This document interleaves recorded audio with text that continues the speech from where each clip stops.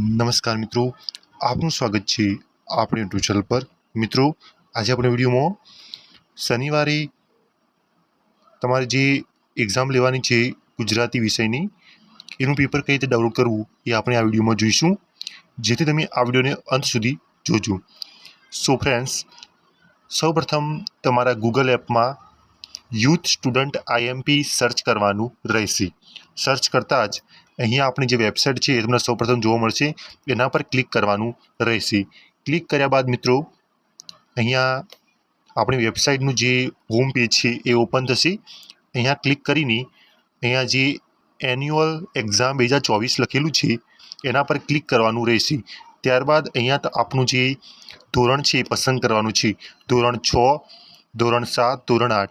અહીંયા હું ધોરણ 6 એન્યુઅલ એક્ઝામ પેપર છે એના પર ક્લિક કરીશ।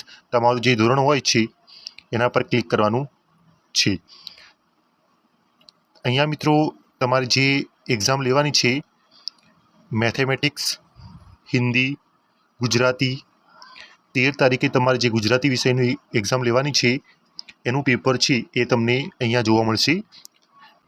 અહીંયા ફક્ત ધોરણ 6 ગુજરાતી પેપર એપ્રિલ 2024 છે એના પર ક્લિક કરવાનું રહેશે।